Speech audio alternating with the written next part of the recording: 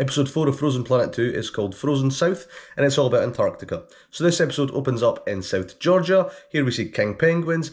When this first came out and I saw we were going to South Georgia, I thought, okay, it'll be the king penguins, it'll be the elephant seals fighting. No, we did get king penguins, but it was mostly about the adults returning to the sea, which is something I don't think you see that often. We did see the leopard seals going for them. I figured we would. We have seen that obviously many times before, but it was really interesting here. It's one of the few times I can think of where I've seen a lot of leopard seals in the same location. And again, the penguins getting attacked by the leopard seal is harrowing. It is really good. You do get a sense of how difficult life is in the Antarctic. It's a very good way of showing that. So yeah, while it was generally speaking nothing new, it was still really good to see, so I really enjoyed that. And then we go to a different island. Here we see wandering albatross. Again, this was a little bit different because usually you see the albatross pairing up after years. Here we see them actually courting with each other. That was interesting. It was interesting showing you the disparity in the number of males and females. It was like 5 males for 1 female. What was more interesting though was watching 2 males courting with each other and then ultimately pairing up. And the explanation as to why that behaviour is happening was even more interesting, I felt, because it talked about the females feed further north, so they're at higher risk of getting caught in fishing nets, which they obviously do, and that's led to a massive drop in the female population in this particular island. So males are having to pair up, and it's becoming a lot more common, and obviously that doesn't actually contribute to the gene pool, so obviously it's going to lead to a decrease in population if that becomes more frequent. What I did find a little bit kind of annoying at the time when this first came out was that people kind of politicised it in a way. People very much focused on the gay albatross thing as kind of a positive, showing you that the homosexual behaviour in nature. And obviously albatrosses are a good example of that. Laysan albatrosses in Hawaii are a great example. These female albatrosses of that species will pair up regardless of the situation. I feel like this situation is different because the males are ultimately being forced into this situation. It's not like a choice. And I kind of feel like because this is actually quite a sad sequence, that got completely lost. So yeah, I kind of feel like the reaction to that wasn't really what was intended by the sequence. And then we see blue whales. We talk about how the largest blue whales in the world are in Antarctica. That's really cool. And the shots of the blue whales are obviously amazing. They look really cool. And then we talk about Weddell seals. The Weddell seals in the winter was really cool. This mainly follows a mother and her pup, and she's basically trying to teach her pup how to swim in the water, how to navigate under the ice, which was actually quite interesting because it's something I hadn't really thought of before, how it all looks the same under there. So how do they navigate back to their breathing holes? And we watched the female have to fight off a male. The actual male looked quite intimidating, which is quite impressive, because Weddell seals don't look that scary, to be honest with you. I did get a sense of how big the male was, especially compared to the female, and more importantly, the pup. And her fighting the male was actually really good. It was quite bloody. It was quite a cool fight. And on another note, the pup can't get to the surface without his mum's help, so when she's busy fighting this male, the pup's at very high risk of drowning. So you did feel a lot of tension in that sequence. It's a very good sequence. I wasn't really expecting much from that, because Weddell seals aren't, the most amazing of seals, but they're pretty cool. Again, they're the most southerly dwelling marine mammal, so that's nothing to, scoff at. So I really like that sequence. It's probably one of the highlights of the episode for me. Then we get to the highlight of the episode, which is the orcas, obviously. The orcas, wave-washing seals. We saw that in the earlier episode, and this does follow on from that, but it does take a kind of different angle. We don't really see them going for Weddell seals as much, mostly because all the Weddell seals are on land, because there's not enough ice left. We see them going for penguins, and that's quite a funny sequence, actually, watching the young orcas try to get the penguin.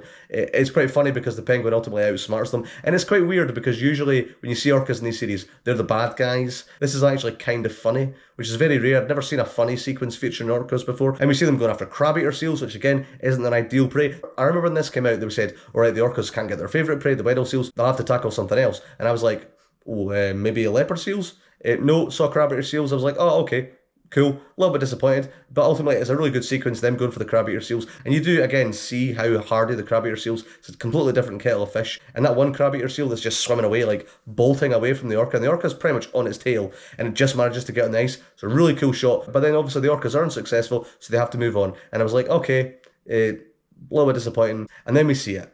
We see the leopard seal. And this was the point when I first watched this back in 2022 where I genuinely got giddy, because I'd heard of orcas tackling leopard seals. I knew orcas did hunt leopard seals. I knew it wasn't a common thing. I knew it was very rarely ever seen. I didn't think that would ever be filmed. I didn't think I'd ever see that. So to actually see it here and not expect it was absolutely amazing, and it is absolutely tremendous. Watching the leopard seal acting really confused, because of course it's a leopard seal. It never gets hunted by anything. So the orcas are going for this leopard seal, and it's like, what's happening here? Like, at least the other seals are more aware of it, like the crab-eater seals have got their hackles up. The leopard seal's just kind of like, eh? And then when the orcas break up the ice, the leopard seal, again, still completely clueless, just gets in the water, which puts a target on its back, and the orcas just kill it. In a weird way, the leopard seal's probably an easier prey item for them, because it's got very little experience, so it went down pretty easily. So that was really, really cool to see. Did not let me down at all. Considering I didn't really expect it when it came out, I was, again, so impressed by it. Here, the second time around, obviously knowing it was coming, it was still just as impressive. It's a really, really cool sequence, and again, something I never expected to ever be filmed before.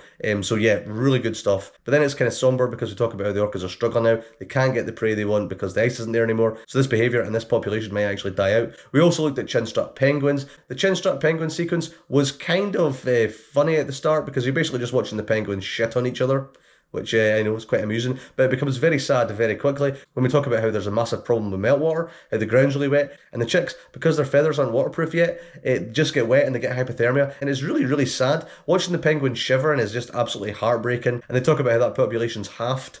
It's pretty dire. You do feel like it's a really bad thing. And then we go into the Antarctic continent. We see all the ice, all the storms, all the volcanoes. The volcanoes are pretty cool. We focus on snow petrels quite a bit because they're the most southerly animal on Earth.